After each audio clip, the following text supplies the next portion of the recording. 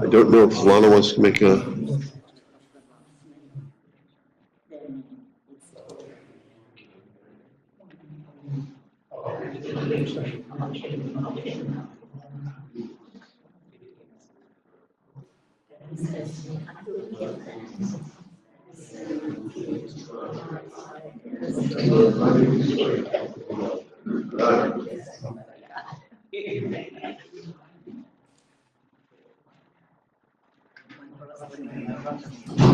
There it is.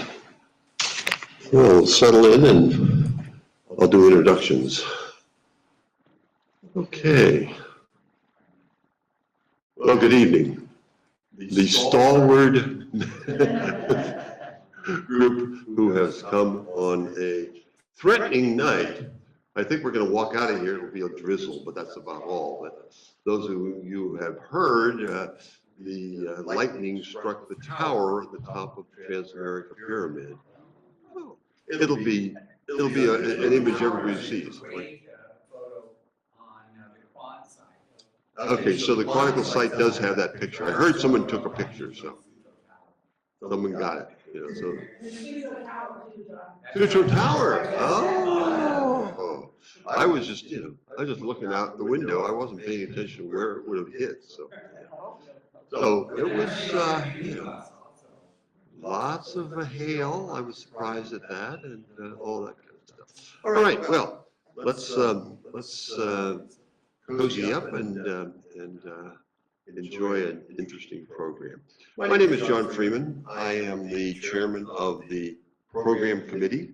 We put up 10 programs a year. We never do a program in August of summer in August because everybody goes up to the Russian River, and in December there are other parties to go to. So that's our program.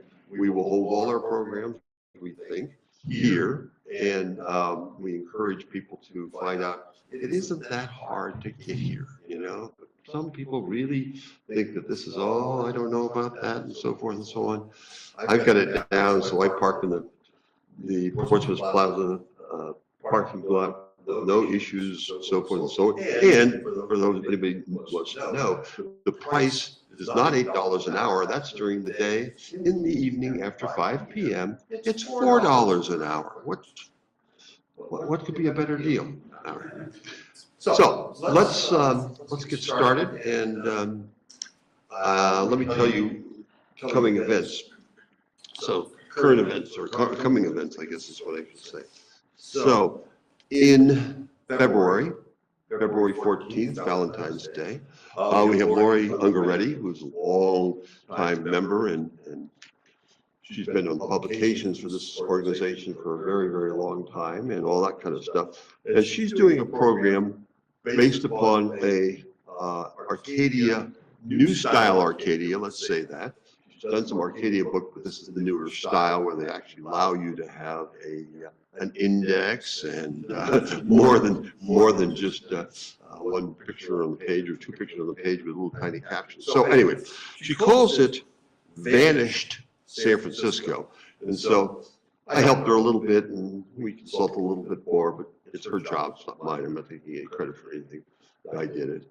She would consult with me and said, "Do I have that right?" I said, "Yeah, you got it right." Or I told them, "No, I think you got to say it this way." So that's about it. Anyway, so it's all pictures and captions and descriptions of things that most of us will remember or have seen pictures of that have some significance. She would have loved to have done a lot of other things, but she was sort of limited. Oh, I can't get the rights to that picture and so forth, so you got to throw it out. But lots of fun pictures in there, and so that's our program on Valentine's Day, February 14th. The following month, which is also, because we're not a leap year, we're going to also be the 14th. That'll be March 14th. I am going to do the program, and I'm telling some people before what my program will be on. So I titled it "How Dry I Ate," and it's my what do I call it? My pandemic project. So for 2 years, I was sort of, like the rest of us, was sort of hunkered down, and I said, there's a topic that no one has ever touched, in this fascinating topic, and that is, how did San Francisco behave so much more differently during Prohibition? We all know, Ken Burns did a wonderful job and tells what was going on in other parts of the United States, but he didn't touch San Francisco, and we have a fabulous story. So that's what I'm going to be doing that night. As I was telling Carolina earlier, I said, I don't have a lot of images because we were not pouring booze down the drain. We were not having, major busts and all that kind of stuff.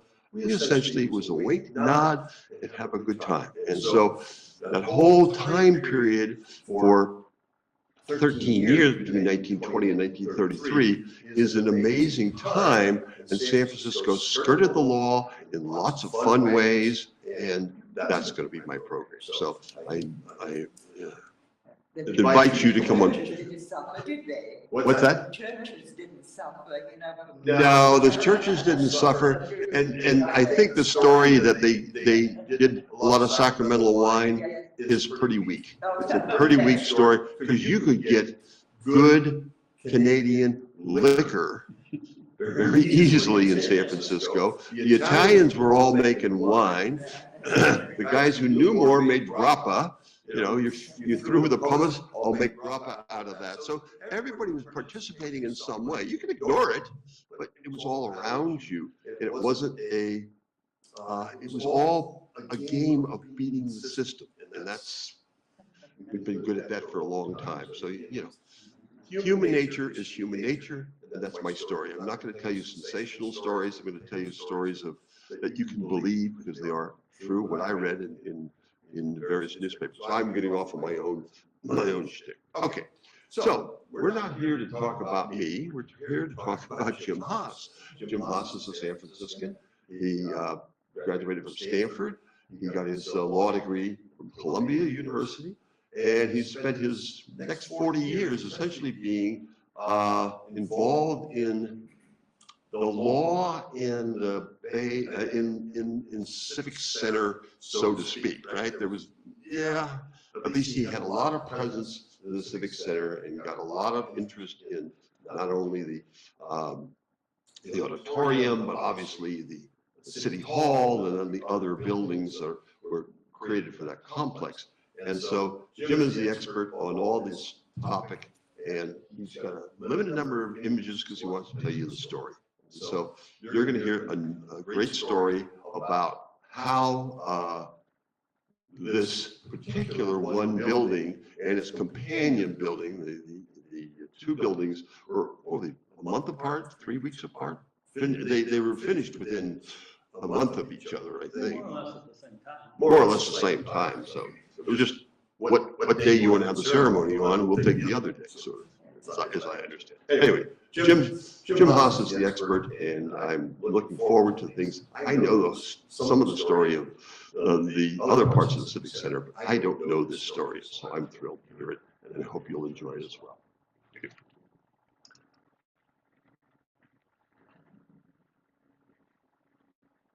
Now, I'm plugged in here. Can you hear me? Okay. All of this tech stuff is way beyond me, and we've spent most of the afternoon trying to make it work, but I think it is now working. I'm really delighted to be here. I gather we're on broadcasting because my neighbor, who has a 9-month-old child, wanted to come, but she decided she'd watch it at home. So she tells me she's connected. So we have at least one viewer. As you probably heard, because the opera did a very big promotional effort these past many, many months, this is the 100th anniversary of the San Francisco Opera.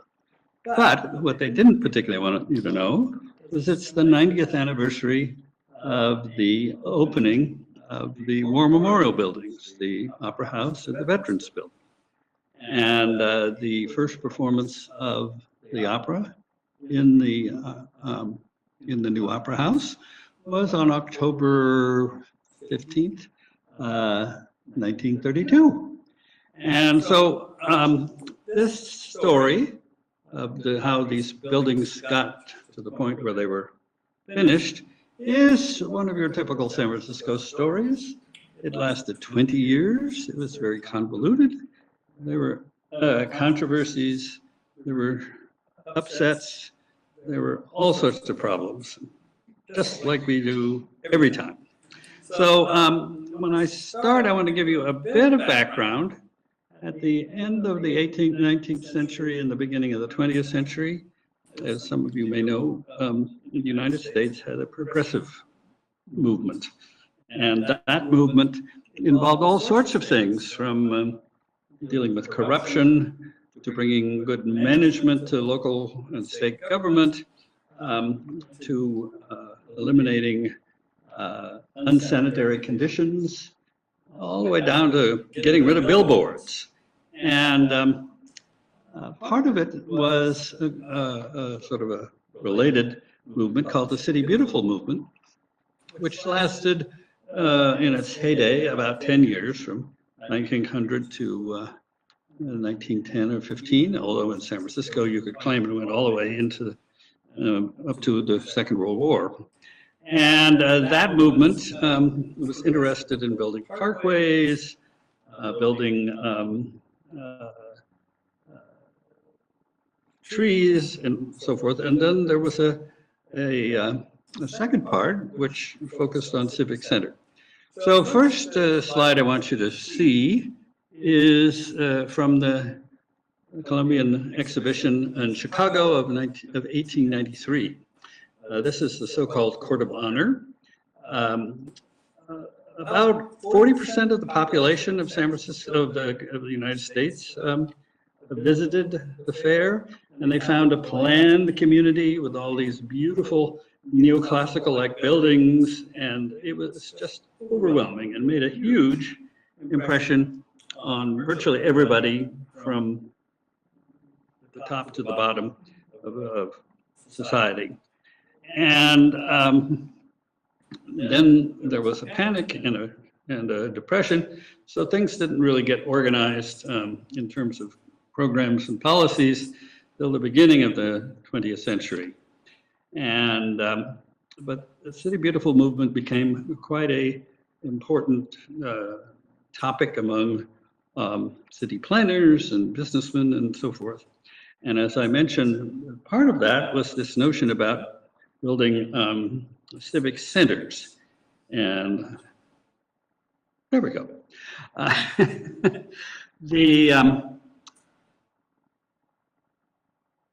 A man named Charles Mulford Robinson, who was a journalist who had gone to Chicago and was quite impressed, started writing articles, first in Harper's and then books, on how to reconfigure and improve the city.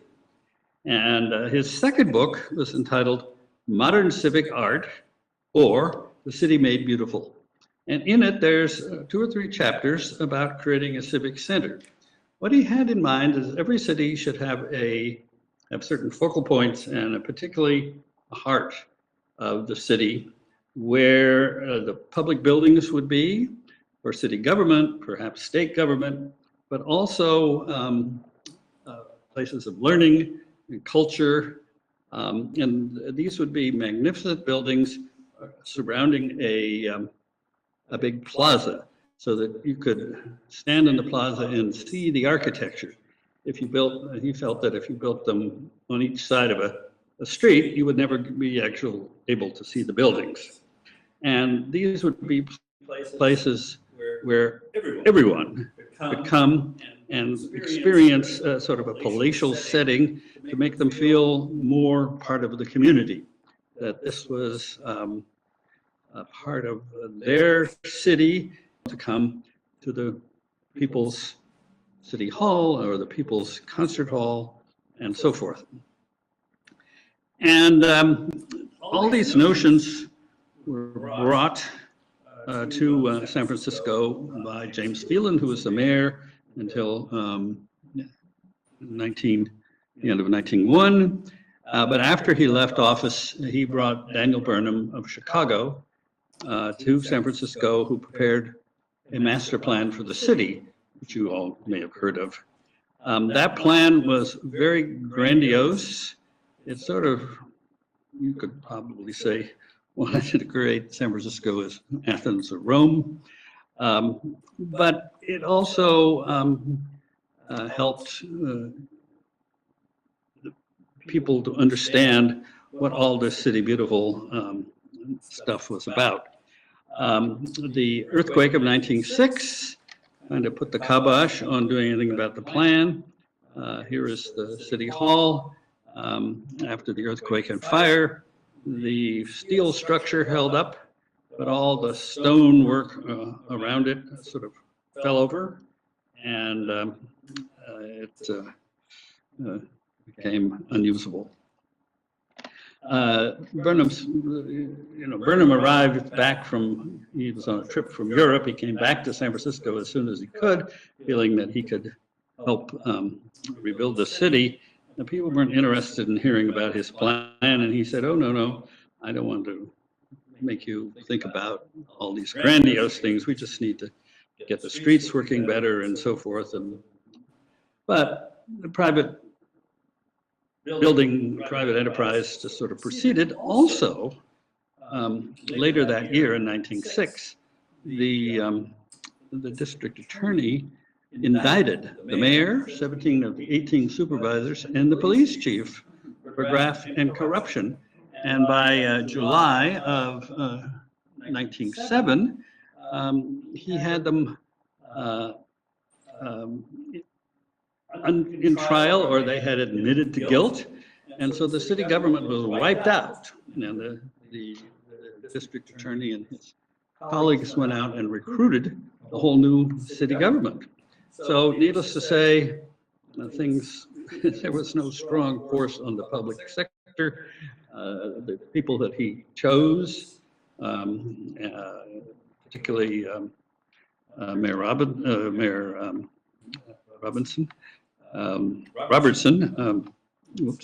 my mind is getting blank, who was the dean of Hastings Law School, were great men of great stature, but not politicians. They had to reestablish city government and then try to rebuild things. The new government and then the successive one, in those days, the mayor was only elected for two-year terms, really couldn't get it together to deal with the public buildings, particularly City Hall. And so from 1906 until the early part of 1911, things just sort of stood the way they were. The old City Hall was actually torn down in 1909, but there wasn't any concrete plan to replace it. Now, what happened was that the business community, I need to watch time here, the business community got organized, and I think I'm talking too much, and got Congress to award San Francisco a world exposition to celebrate the opening of the Panama Canal. And the business people who got it that far and created the Panama Exhibition Company then decided that they needed to have a strong new mayor, because the mayor at that time, P.H. McCarthy, was from the building trades, and he was not the kind of guy that they thought we needed to do things. So in the election in 1911, they put forth one of their people, James Rolfe, who lived in the Mission, was involved in shipping, had great relations with the shipping unions, certainly well regarded by the banking community, and he turned out to be the perfect politician. Oops, now, how do I go backwards? We go backwards? Let's try the. No, we got this here. That's it. Yeah. Okay. So here he is out campaigning. You can see he's really good at glad handing and so forth. So he was elected in the primary by such a large amount that there really wasn't a second election in November, and he had three basic platforms, planks in his platform. The building of a new city hall and civic center. He used that term all along because he picked it up and he felt that San Francisco needed something like that. And then finishing out the transportation system and also building a public water system. But his first goal, because the fair was going to open in 1915, was to get the city's house in order. Because as he told people, if you're inviting guests, then you have to have a decent house to entertain them in. You can't just entertain them in an empty lot.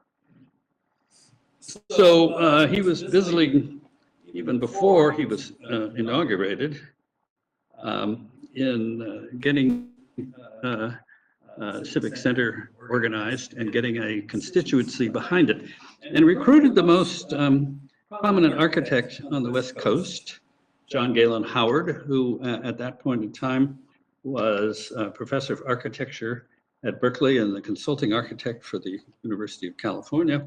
He had a long career of having studied at the École des Beaux-Arts in Paris. He had worked for McKin, Mead and White in New York, the famous firm that did all the big mansions and other things for New York wealthy people.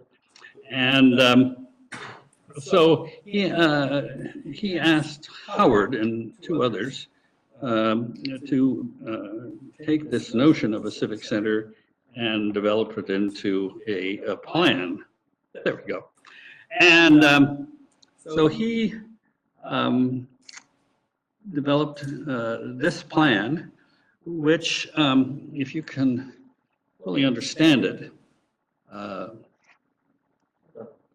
shall we say the bottom is Market Street, at the top is Van Ness, and he proposed shifting the city hall from where it used to be on Larkin to Van Ness, and then the plaza in the middle, and having two major structures on the Larkin end of the plaza. And Mayor Rolfe and the Board of Supervisors agreed with this plan and put on the ballot for March 28th in 1912, an $8.8 million bond issue to pay for the building of a city hall and the acquisition of enough land surrounding the area to accommodate other public buildings. And one of Rolfe's selling point was that this just wouldn't be empty space. He already had lined up other buildings to be in the area. He got the exhibition people, the exhibition company, to pay for an auditorium, which is what we now call the Bill Graham Auditorium. It was originally the exhibition auditorium. And he got the state to put a building where the state building is. He proposed putting the library where the Asian Art Museum, and he proposed putting an opera house where the new main library is. His partners in that effort was a group of very wealthy businessmen, William Crocker, William Bourne from the Spring Valley Water Company, Isaiah Hellman from the Wells Fargo Bank, who were part of a group that they called the Music Association of San Francisco. They were people who wanted a symphony in San Francisco and had begun effort as early as 1909 to do that. And they wanted what they called an opera house, not because they were fans of opera necessarily, but they wanted a concert hall. And they agreed to put up $1 million for this building. So the matter was put to the voters. 92% of the voters approved.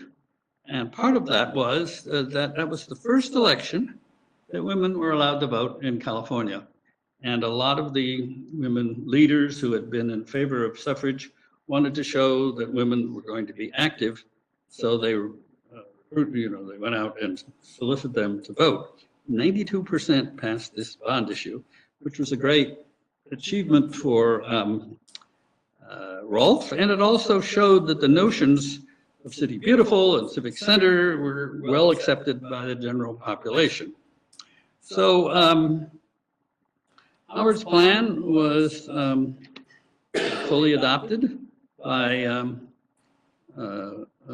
July 1st, and attention was now given to the Opera House.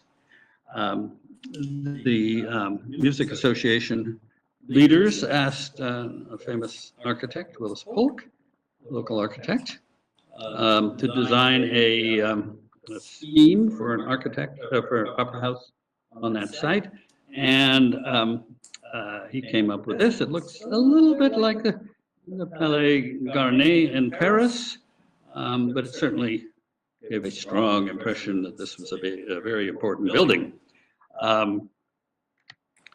The Music Society people, as I said, agreed to raise $1 million. And in their minds, people who gave money would get things in return, which would be, if you gave a substantial sum, you would get the right to a particular box or a set of seats in the new auditorium. And they felt that those rights should be passed on to heirs. So it was like hereditary. They also felt that the building should be controlled by the majority of the directors who were from their organization. That proposal was shown to the mayor and the board of supervisors, and on February 3rd, 1913, it was approved. Now, lawyers always get into the works, and they said, no, we're a little uneasy. This is both the lawyers for the Music Association for the city. We're a little uneasy about all of this. We should have a confirmation lawsuit. So they went to the courts and asked if this was okay. And much to people's chagrin, the court said, no, it violates the city charter. So back to the drawing boards, and in the summer, they had rearranged it so that the mayor would appoint 10 of the directors, and the other 6 would be people from various from city officials. And that was passed by the board in November. Now, since Mayor Rolfe had been involved in this for these more than 2 years, and since he was a close associate of these business people, and he had indicated a strong support for an opera house, he announced, to the shock of everyone, on November 20th, that he was going to veto the proposal. Now, people were particularly perplexed. The city attorney said, well, he didn't talk to us about it. We're not part of the decision. Several of the supervisors who were big proponents of this said, we have no idea what's going on. And it gets a little murky. The newspapers reported that the mayor and some of his close political associates had gone to Fresno for a meeting of the progressive Republicans. If you recall, in California and in many places in the United States, there was a progressive wing of the Republican Party.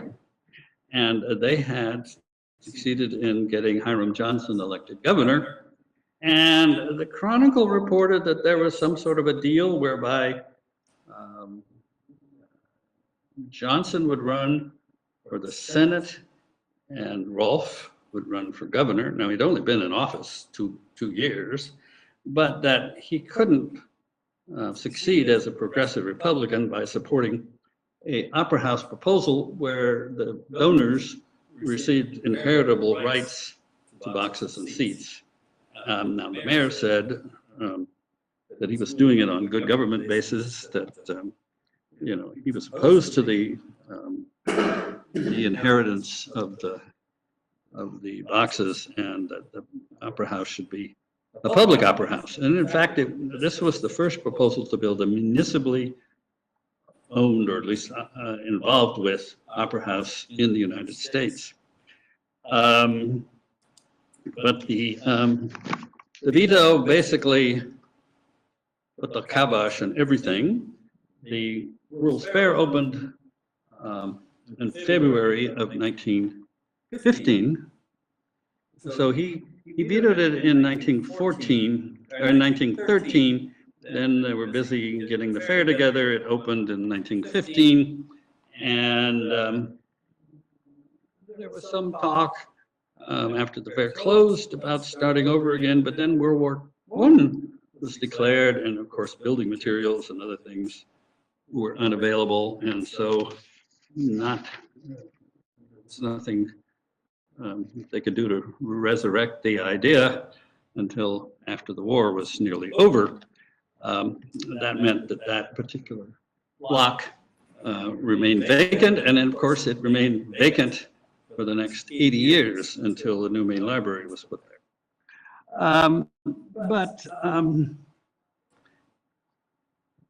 William Crocker from the Crocker Bank decided that he and some of his associates would start all over again, and they decided that they would build an opera house without the city on a piece of property that wasn't the city's. They had their eye on a parcel that is where Davies Hall is now, which was then the campus of St. Ignatius College, which was destroyed by the earthquake and fire and was just a vacant lot. And so they decided that this new project needed to get the regents of the University of California involved as the fiduciary who take the money. Again, we're going to raise $1.5 million or so. And they asked Willis Polk, here's a picture of him, to do a new scheme. Oops. Here is a rendering done in 1913 by an artist named Jules Guérin for Howard of his plan. And you can see the Opera House as formally proposed on the site, the library, City Hall, etc. And here is Willis Polk's new plan for the new site. And they needed additional money, and there was talk about making this into a war memorial. And they then became acquainted with a man named Charles Kendrick, who was a realtor, investor, and in age 41 or 42, he had volunteered to go to war and became a major in the Army. And when the war was over, he was one of the founders of the American Legion. And they consulted with him about making it a war memorial and raising money as a veterans project. And he was very enthusiastic. He thought Opera House would be a terrific idea. And so he went out and consulted various other people in the veterans movement. And they came back, and he said that the Willis Polk design had to be sort of reworked so that the auditorium is in the back, which would be on Franklin Street, and then one of the wings would be for the veterans, and the other wing would be for the Art Institute. And I neglected to mention the Art Institute in all of this, but, oops. There is Mr. Kendrick, and he will find that he plays a big role in all of this through the next period of time.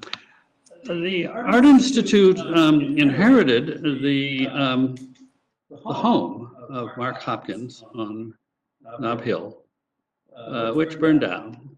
And so they agreed that they would sell the property and contribute the money to the Upper House project, which could be also now described as an Academy of Art. And they actually put up the money to purchase the St. Ignatius property. That's where the money came from. And they would then get a chunk of the new building which became the Museum of Modern Art. So that's another ingredient that we need to add to the story. And, oops, anyway. So Kendrick decides to raise money from the public and has, can we go, how do I go back again? They decide that they will have that they will devote the week before, no, one more. That's the one who does it? Oops, there we go. That they would devote the week before Memorial Day in 1920 to a week of fundraising to add money to the War Memorial. And in typical fashion, this involved a parade. It involved various ceremonies, concerts, and even involved an all-night dance concert, dance event at Dreamland, which was a big public hall that some of you may remember because the ice volleys used to play there until it got torn down. And in the course of that, they raised quite a lot of money, so that now they had about over 2 million. And they then went back to the regents of the university who agreed to take it and look after it, but the regents' attorneys, unfortunately, attorneys can be very picky, decided that the pledge documents that people had signed willing to give money were not suitable. So they had to go back to 65,000 donors and, get new pledges or get the cash. That took 2 years. And so they weren't finished until in the fall of 1922. So now they got the money or the pledges in the bank. They had ready to create an architectural committee to advise them. And that architectural committee was chaired by Bernard Maybeck, famous architect of the Palace of Fine Arts, who was on the faculty at the University of California and the architecture school, and included the 3 architects who worked on Civic Center, Arthur Brown, the architect of City Hall, and 2 or 3 others.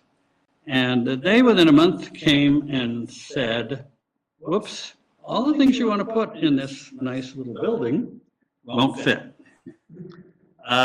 We need more property.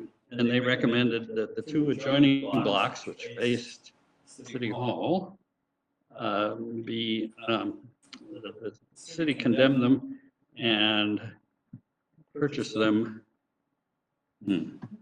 Hello?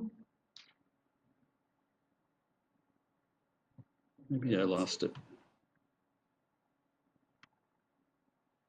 We have are we stalled?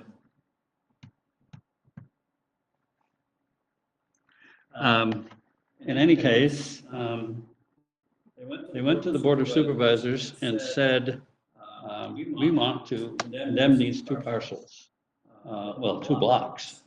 There we go. There we go.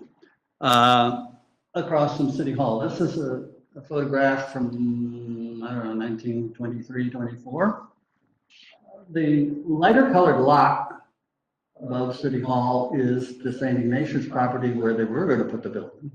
And then the 2 adjoining parcels are the ones that they wanted to condemn, and they, as you can see, there are little buildings on it.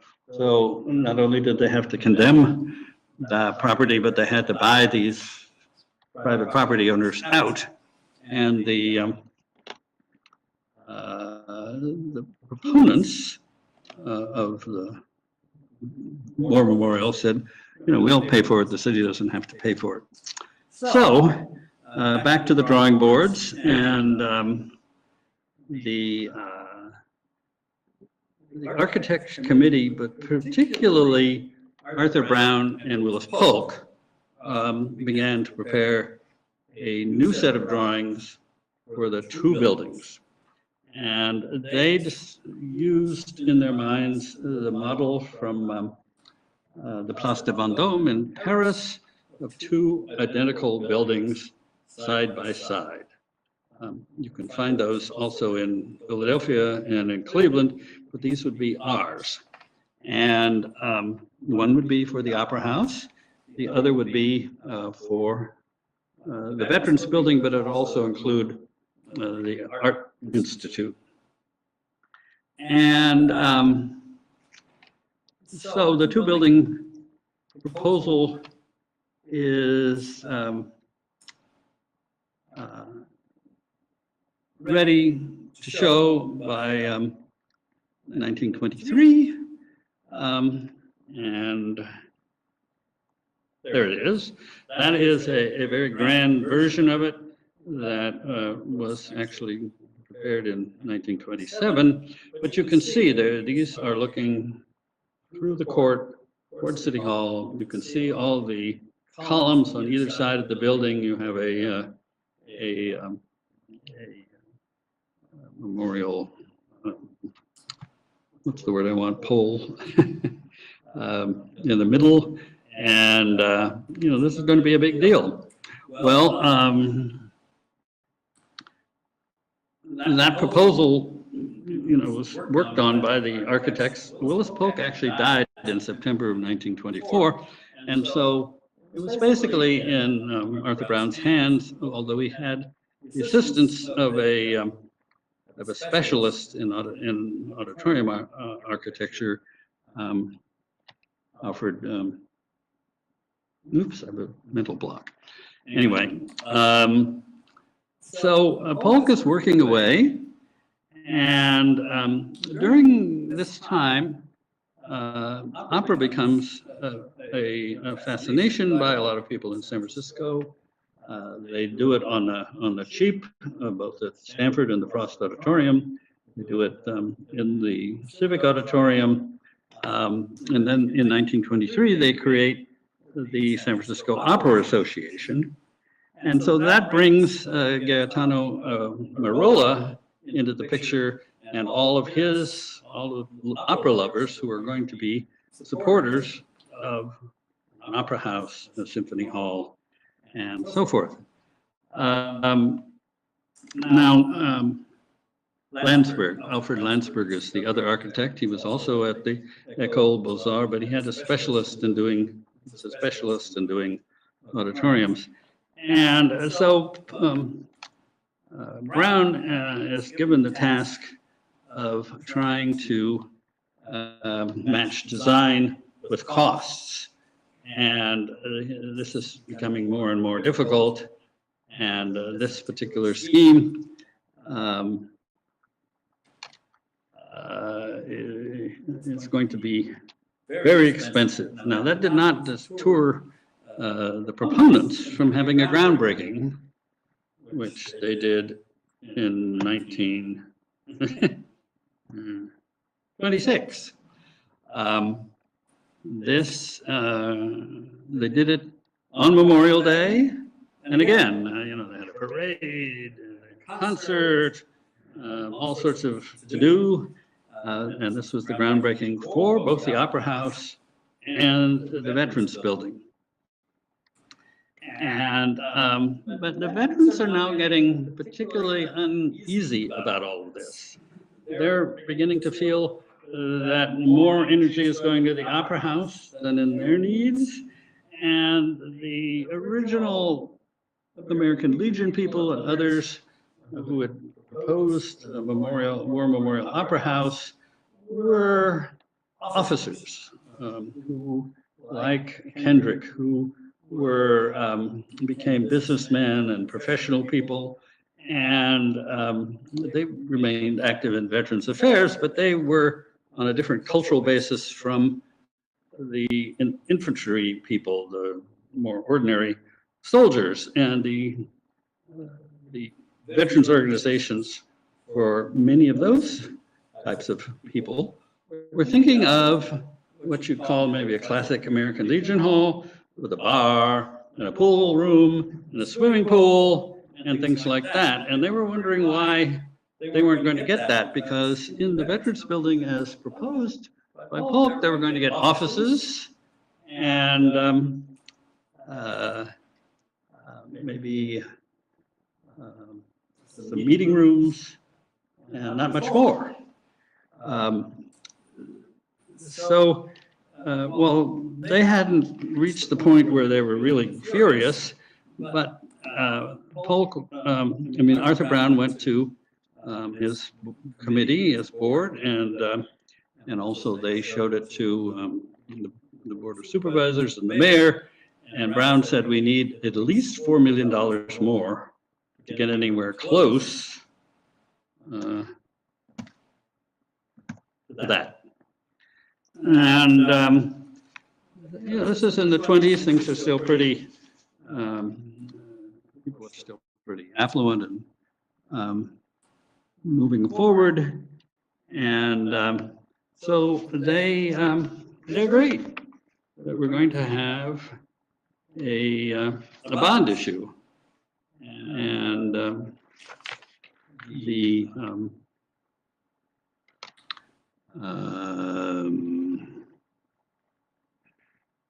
bond issues put on the ballot, and it passes by quite a large margin in June of 1927.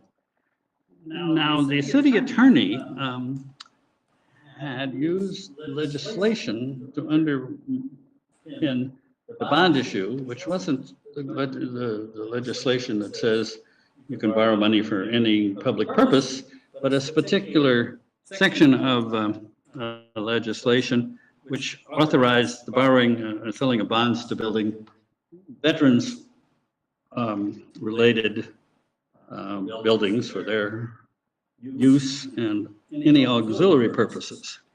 Now that presented a bit of a problem when in the final push so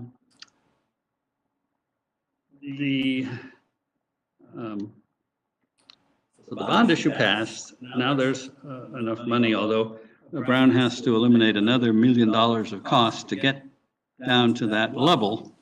And he's again talking to the veterans who feel, again, that they're not getting the fair shake, that in their minds, the facade of the building, which looks just like the other one, does not give them the dignity that they need. They have various complaints about the architecture. And again, they bring up all their unhappiness about the fact that the building doesn't have things about them. And then they're also upset that the Art Institute has a dominant role in what is their building. The Art Institute, which has become the Museum of Modern Art, would enter through the front door. It would have several floors of galleries and etc. So they start really putting the pressure on, and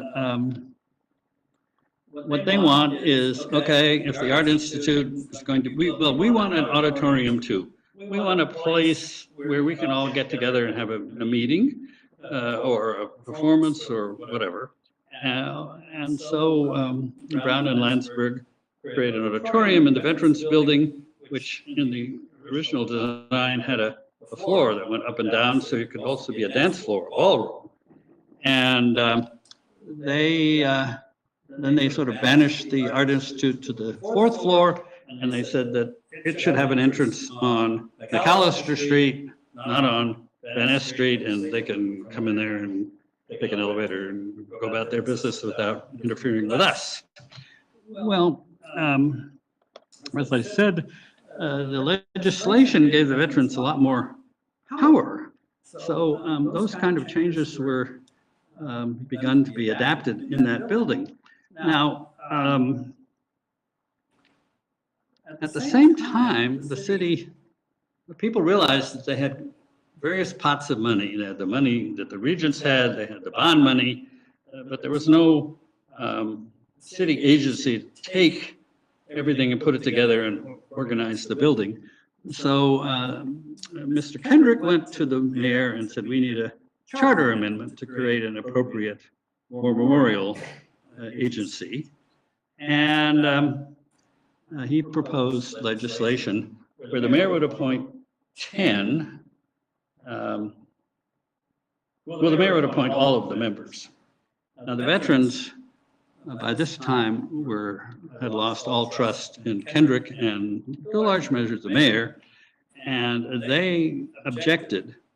And the charter amendment to create the war memorial only passed by 717 votes because the veterans weren't fully behind it. So this gets us to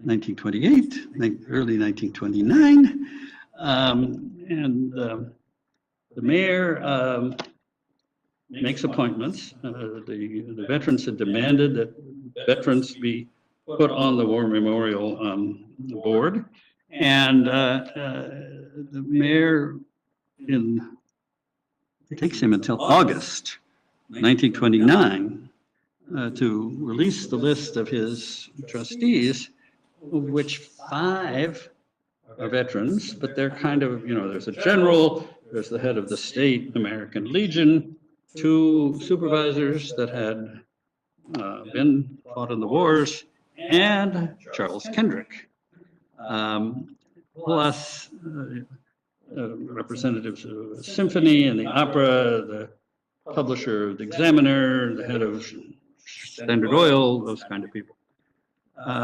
This was right before the election in 1929. The veterans went to the Board of Supervisors and spent several hours giving their grievances. The board turned down the mayor's recommendations by a vote of 13-4, and that sort of stopped everything for a while. He then, in 1930, comes back in February with a new list, and he's added another veteran, although this veteran is a banker, a very prominent social person, and but Kendrick is still there, and the veterans again complain bitterly. But the Board of Supervisors is tired of all this, and they unanimously approved the new Veterans War Memorial Board and the 6 veterans and 9 others. And the veterans, just had to resign to this because there was no way they could stop it. So now you have a board, you have an agency, and you have the money. And it's time to get underway. Come on.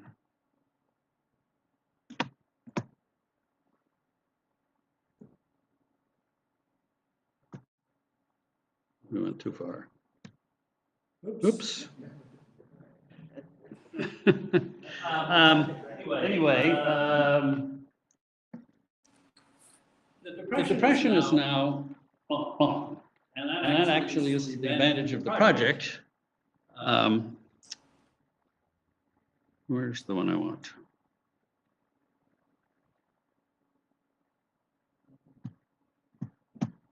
Can you? Oh, there it is. There it is. There it is. The project is underway, and because people need work and the cost of materials are down, they were able to do a great deal more than they had originally planned. Although they had to accommodate the amount of money they had to squeeze the two buildings by 10 feet, make them narrower. Partly reflected the recommendations of some acoustical people who said a 4,000-seat auditorium was kind of unwieldy. You should have a 3,000-seat auditorium. They eliminated the stone from the upper levels of the building. They installed terracotta, and they got rid of all the columns on the inner court, as you may remember by going over there.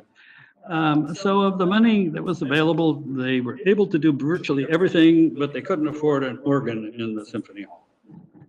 Everything else came through, and as all of you have been in these buildings, they are beautiful, magnificent buildings, all of which were accomplished by $6 million and the talent of primarily Arthur Brown.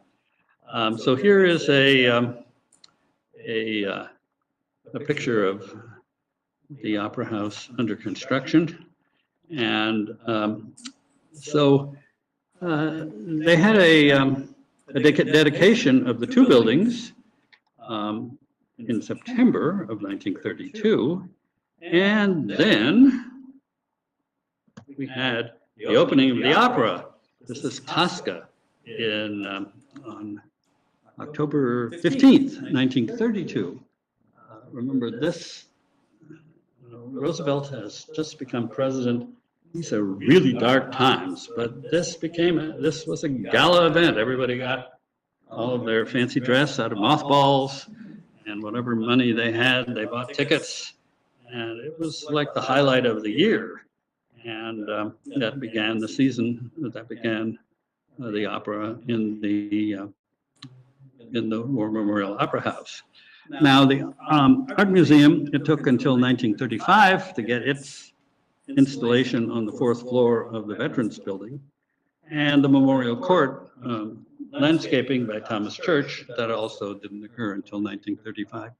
So that is the story. It took 20 years, but it basically, they expanded Civic Center from the original design to the other side of Van Ness Avenue. They used this French Baroque, Neo-Baroque architecture, which is given, so there's this relationship with City Hall and the Veterans Building. I mean, these are the most magnificent public buildings and complex of them in the United States. And, you know, with the dome on City Hall, some people think it's a state capitol instead of the City Hall. But that's the story. 20 years. It was a lot of effort and agony. And to be honest with you, the veterans have never been fully satisfied and periodically erupt and demand that, you know, they're not being treated well. Particularly since, you know, the Art Museum and other cultural affairs keep sort of accreting into what their world is. But of course, many of the veterans organizations haven't been using their offices very much and so forth. But that tension is still there. It's a bit of a class tension, and it probably may never go away. But that's the story. And I've skipped over a whole lot of stuff. It's all in my book. And there's also a whole other chapter in there about Davies Hall, which is an equally convoluted and controversial story of how that was built.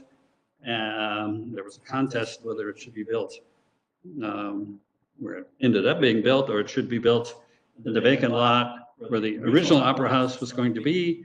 And you can read all about all that nonsense in the book. And the Historical Society has a whole case of them, and you can buy it from the Historical Society, and I don't get any of the money. Thank you, Kevin. I do want to make one mention of its probably its most sensational use, which would be in 1945. That is true, and that is in my book.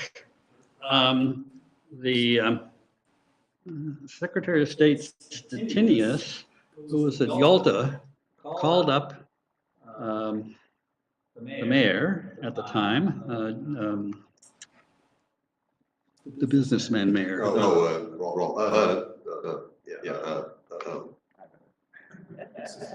Was Lapham? No. Lapham, called up Mayor Lapham and said, the president has just announced that the UN will be founded in San Francisco in 6 months.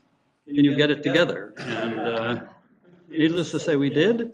And they had these magnificent buildings in order to where they could accommodate all that. So I don't know if Roosevelt was aware of that and he had it in mind, but anyway, it came down, and in the book it talks about how they were supposed to come for a couple of weeks. They stayed 6 months. It's quite a deal. And I must complain, there is not a good exhibit about the UN anywhere in San Francisco, including the Veterans Building. There's just one painting with not much of a way of a label. There was even talk, because we were in war with Japan and so forth and so on, the whole thing would move to the Pacific, was that maybe the United Nations would be someplace in the Bay Area. There was a whole bunch of plans like that, and we know they're all. I'm dealing with 45 now. Go ahead, Gary. Push for the UN, and a lot of people rallied for it to be put in San Francisco. But unfortunately, they stepped in New York. But it was very much wanted to be in San Francisco. Right, but Nelson Rockefeller opened up his bank account and said, we'll buy the site and do this and that. And that has that people don't realize that the actual founding of the UN was in that building in 1945. Right. But they wanted to have a headquarters, which is in New York. They talked about a parcel in Marin County. They talked about a couple of different parcels, but it never happened, obviously. those are probably local people with brainstorming. But the powers that be. It was the governor, everybody in California. Yeah. They had everybody involved, and the newspapers, the building industry, all that. Everybody wanted it, but unfortunately. Well, Nelson Rockefeller overrode them all. Not the movers and shakers. We have a few minutes for questions. I ran across this brief newspaper article from 1929, just 3 paragraphs, and it's horrific in its implication about the world. You touched on problems with funding and sources of income and that. This is, like I said, it's 3 paragraphs. I'll read it quickly. Parking problems solved by, quote, mayor. A solution of San Francisco's War Memorial and parking problems presented to the board's public works as meeting yesterday by Michael Hirschbaum, self-styled mayor of Hayes Valley. Hirschbaum would slice a strip off the Fulton Street side of Golden Gate Park to Canyon Street Beach and sell the land for residence plots. With $50 million from the sale, he would erect a 30-story building on a proposed War Memorial site for parking autos. The income would cut the tax rate drastically, the mayor told the board. Hirschbaum was told to present the scheme to the supervisors. This is the only reference. And he got to the mayor? He got the mayor, Rolf? No, he was the self-styled mayor. Oh. Quote, mayor, unquote. So this is a neighborhood advocate proponent for, I guess, whatever was beneficial for Hayes Valley. You know more about what was happening in 1929, the funding and that than I ever would. I thought this was just an incredible piece of. Yeah, the money had been put together, and in 1929 you had this tension between the mayor and the veterans, and he was trying to take care of it, and things weren't moving very quickly. So maybe Hirschfeld sort of thought he'd go in, and I think it's a bit of a little blip that had no effect on anything. But where did you find that? It was kind of a convoluted series of events, but it was in the Chronicle, September 7th, 1929. All right. Okay, All right. thanks to our viewers, Right. my neighbor. Lana's over here, if anyone wants to purchase the book, it goes towards the San Francisco Historical Society, and it's over here on the right. We hope to see you next month. I can even autograph it if you. Oh, June, where Lauren and Rennie will be doing Advantaged San Francisco. Lots of information.